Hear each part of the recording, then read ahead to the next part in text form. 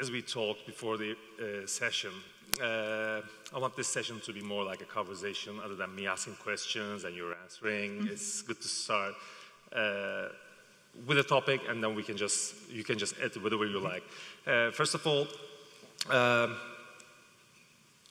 Naz used to work for Atomico, yes, and she was helping companies expansion in Turkey and some other countries as well. Exactly. And Amadeus Capital Partners has investments in Turkey, including EasyCall, and EBRD has a couple of investments in Turkey as well.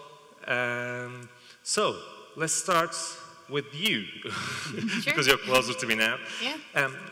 Which investments you have in Turkey, and why did you invest in Turkey? Do you do direct investments? Yeah. Or what? So Yeah, just sure. leaving the word to you. Maybe I'll start with just an overview of the team that I'm part of. So I'm part of EBRD's venture capital arm, which does direct investments in startups in what we call EBRD countries of operation, which is all emerging markets. So it's former Soviet Union, Central and Eastern Europe, Greece, Turkey, Middle East, and North Africa.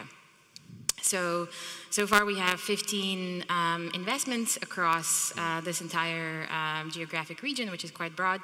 And it's a 100 million dedicated fund investing between 1 and 10 million equity check sizes, usually in Series A or later stages in companies.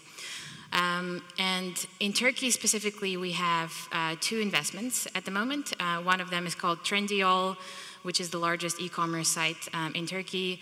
And the other one is called Onedio, which somebody mentioned earlier today. So it's essentially a BuzzFeed of Turkey, one of the leading digital media websites in Turkey.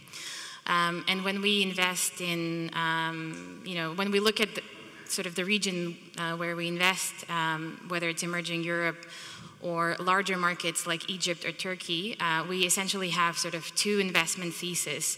So in the case of Turkey or Egypt, a lot of the investments that we end up investing in are local consumer internet plays. So that only is possible, I guess, for a large enough market for this to be like a sizable opportunity.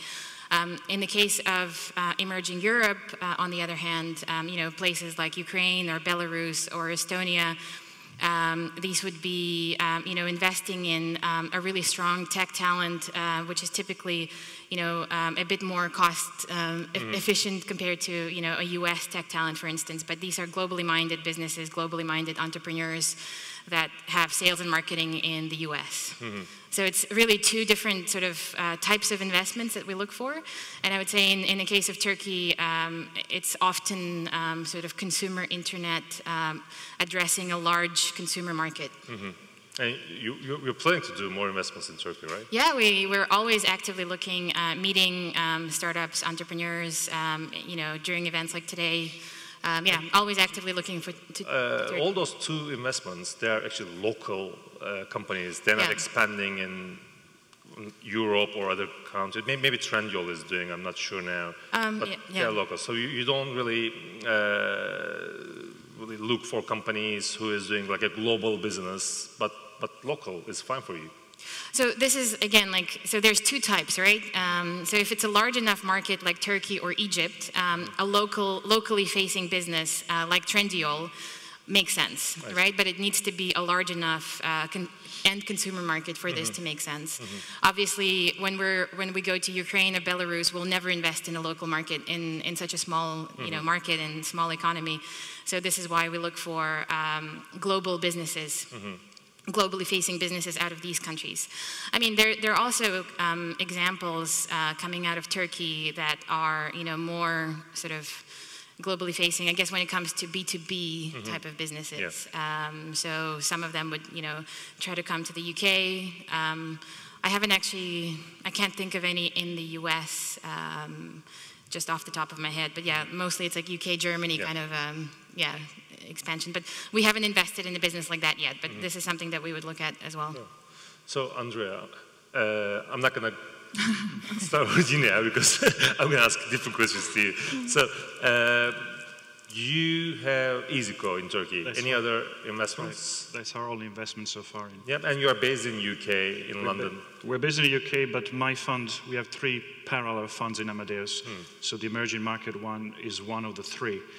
And we have offices in Brazil, South Africa, and India, besides the UK. So we cover those markets directly and the regional markets, and we cover Turkey from London.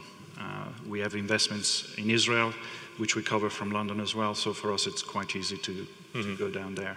And actually, the round you invested in EasyCo was quite a big round, actually, for Turkish ecosystem. It was, I think, $30 million or something. These days, for emerging market, it was actually a small round. When we started investing in emerging markets 5-6 years ago, we were doing $10-15 million rounds where we would invest $5 to $7 million. The last 2 rounds we did started being $20 million rounds. It ended up being $50 million rounds by the time you came to do the final close. So for EasyCo was a decent size, but it wasn't one of the largest rounds that we see in emerging markets. There's been a big escalation of round size, particularly in the Series C and later, which is where we focus more, basically. And actually, you're also in the board of EasyCo, right? Correct. What are so you know every single operation running in Turkey, all things, pros and cons. Can you just compare it with like a European company and like a Turkish emerging company, market company? Well, to be Is there any like characteristics you can really point? Well, to be honest with you, we see a lot of, I guess, what you would consider later stage in venture companies in Turkey, but we don't see any difference between the quality of the team you see in Turkey that we see in the UK, France, Germany. Certainly better than you would see in parts of Italy or Greece, is my guess. You usually have very sophisticated engineering team. Some of the best SEO engineers I've seen or marketeers I've seen are Turkish. So from an engineering point of view, it's same high quality. You have a lot of entrepreneurs that have either built big businesses in Turkey or abroad and they come back. In the case of EasyCo was Klarna. So I think that the quality, or the founder of Trendyol, who's an amazing woman, so, you know, we don't see any difference. I wouldn't say there isn't a difference. And Turkey has the advantage of having a very large indigenous market where you can build a big business, particularly B2C. In the local market. So we are bullish about the opportunity. For any international investor to deploy money in Turkey, you always have the political risk issue raised. And the way we deal with that is that we try to invest in company where the exit could be a local acquirer, basically. And that's how we try to de-risk that. So, you're from Turkey, but you've been living in London for long time. Since 2011, And you've been working with Atomico for a while. Now you're with Delin Ventures'tan, which is more like a family office. Exactly, right? So, yes, I moved to London 2011, and since 2012 I've been in venture capital. And Atomico, in my previous fund, which was like a later stage fund, my role was to help portfolio companies that we have invested to scale into Middle East and Turkey, that we help them, you know, just like actively on hands, from like market research to help, you know, just like introduction to like suppliers to headhunting for them on the ground. And now in my current fund, Delin Ventures, which is, as you said, it's like a private capital. We're managing a £40 million fund that we invest into other venture capital funds and also do direct investments, mainly in UK. That is great being part of Turkish is that the more people, I think, realize like the global, you know, just like opportunity and maybe to, you know, just like have a leg in like UK in terms of like access to capital and, you know, just to get global clients across, you know, Europe. I'm meeting with more and more successful like Turkish founders who are here. Those are actually like quite interesting for us to, you know, just like to invest in, like work together. And also I think they're utilizing the amazing like engineering talent in London while they have, you know, just like an office here and access to, you know, like global clients and access to capital, but they keep the engineering team in Turkey. which gives them like an incredible edge. Yeah, like spending in Turkish liras and earning in pounds is best thing. Yeah, definitely. So I'm seeing more and more, and we're already seeing like Gram Games is like an amazing, you know, story who has done like amazingly well. And other Turkish founders in like, you know, Founders Factory or, you know, like Street Bees. So we're seeing more and more of those cases, which is great, I think. Well, Gram Games is definitely like a really incredible story. And I think Hummingbird invested like 2 million euros or dollars, something. And now Zynga acquired them for $250 million yesterday. And it's a big, big news. Yeah. And actually, it just brings another question actually to my mind. Like, obviously, if you're investing, I mean, this is my thought. If you are investing in a Turkish company, obviously you prefer to invest. I'm just guessing, like a Me Too product, or like there's something similar somewhere, so that the other company maybe may acquire this one. So I hope I can make it clear. So, for example, EasyCo, there's always an option that Stripe can acquire EasyCo, or maybe Adyen or someone else. So if I was an investor investing in Turkey, I would prefer that, maybe. But like when we look at Gram Games or Yemek Sepeti, which was acquired by Delivery Hero, and Yemek Sepeti was founded before Delivery Hero, it was a unique idea, then really it changes the game, because like those are not clone projects, those were like a unique projects. So what is your approach to that? Do you prefer investing in business models which are already somewhere in the world and there's a big player, or would you mind investing in unique ideas? It was hard for me to explain what I'm saying, but I did at the end. I think that whichever model you take, and when you go to emerging market, there's actually a lot of localization to be done to this business model.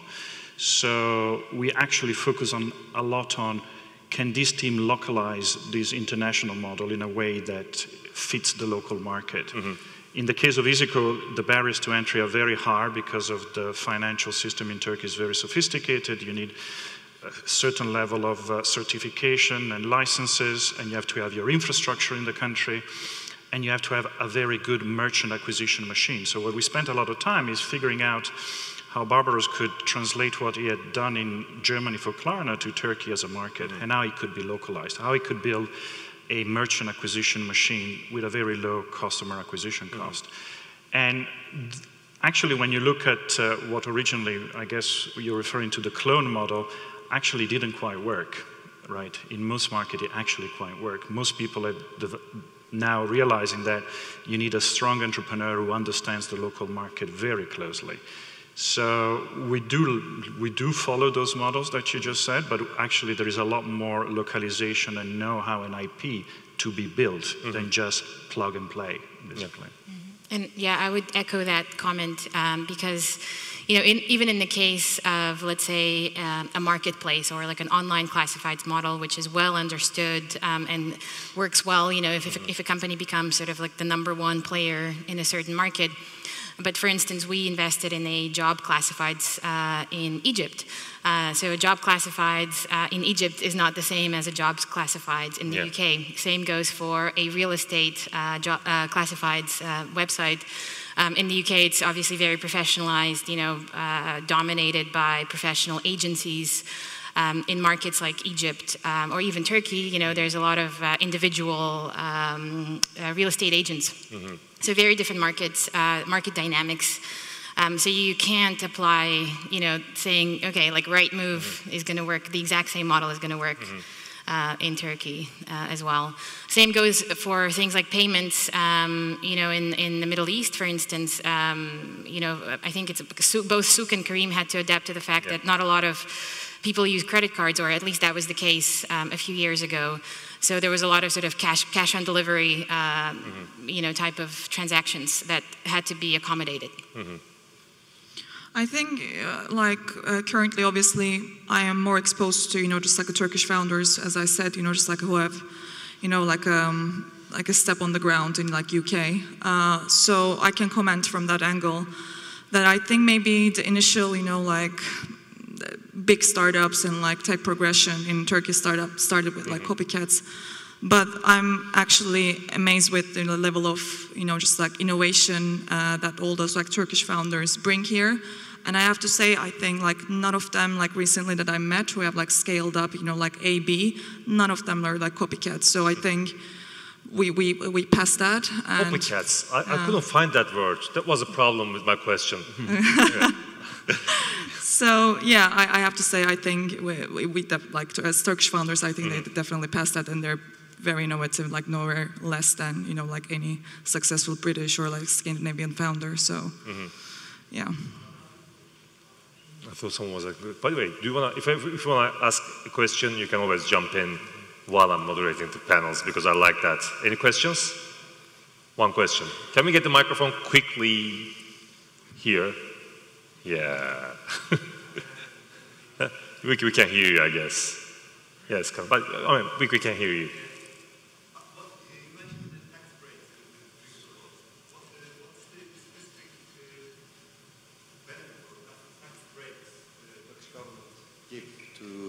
People investing in Turkey. Is there any certain... There are tax benefits for investors, but individuals, for angel investors, there are some... What's that about? I can't remember exactly, but I think there's like a 70%... the investors are there, they might... Oh, I don't think that... Do you get in like... I'm not aware of any tax breaks that we received for investing in Turkey. I don't think for VCs, but for angel investors based in Turkey, they have some things. But if you know anything, obviously... So not for foreign investors? Yeah, I don't think so. But I think some Turkish institutes invest in funds who are interested in investing in Turkey. So, for example, if you have a fund, let's say $50 million, those Turkish institutions owned by government, they can invest for up to, I think, 80% of your funds just to invest in Turkey. There are some programs running this.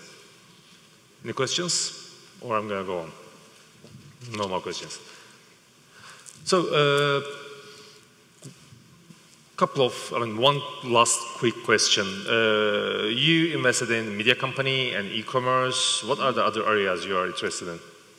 Like other models, other areas? Maybe, let's make it clear. Do you invest in blockchain, for example, or cryptocurrencies or something like that? So blockchain, yes. We would look at a blockchain company. But the thing is, we come in at Series A or later stages, so currently a lot of the blockchain opportunities are very, very early stage. So, I mean, we would look at it. We wouldn't necessarily, you know, say no. I mean, cryptocurrency as, you know, just buying and selling cryptocurrencies is not something. No, I'm just talking about the startups, right? Yeah. Otherwise, I mean, half of our portfolio is B2B SaaS, and it's a business model that, if works well, you know, obviously VCs love it, and we're no exception. So, and you know, that's something that we look at as well. I asked you this question a couple of months ago, maybe last year. I'm not sure when was that, when we had coffee, or and I said, would you be investing in like? Would you be interested in investing in blockchain? I mean, I think at that time the answer was no. I mean, I think we were very much interested with the technology itself, you know. So not cryptocurrency per se, but any adaptation of like blockchain and like SaaS or, you know, like cybersecurity, we're definitely interested. And just to, you know, in terms of like a stage, what we're interested, so that audience has an idea, we're investing into seed and Series A stage companies. Mainly in like UK, but as I say, like any like setup that they have an office, they have employees here, and, you know, just like they have an engineering team or other resources in Turkey, we're also like happy to, you know, just like consider those. So yeah, that's and we're definitely interested with the technology itself. Yeah. So you invested in, I mean, like because I'm just talking about EasyCo now. Obviously, you can mention other companies you invested as well. But it was a fintech company. What other areas you're interested? Well, we do a lot of fintech, particularly at the moment in Brazil because of the structural market there. In Turkey, we really like e-commerce, but that's because we have great visibility on the market through EasyCo that has a lot of the e-commerce startups as customers, so we see how the market is evolving. And we think it's a great market. But to be honest, we're also starting to see in Turkey some businesses of scale with proprietary technology that they take abroad. So I don't know if you know, but here in the UK, those of you that have a Skybox, there is this thing called Sky Liquid, where you start watching a stream, stop it in one television, go to another room, turn it on, and you can restart it from where it was. That is a technology built by a Turkish company, which is actually I didn't know that. A significant business in the hardware, software, home automation space. So we're starting to see companies like that, and we like to invest in those, and we track them, and hopefully one day we'll invest. So, you know, we like the local market, but we're also starting to see companies that can be global out of Turkey. Cool. Thanks for joining us. It was great talking to you, and I hope you enjoyed it. And thank you.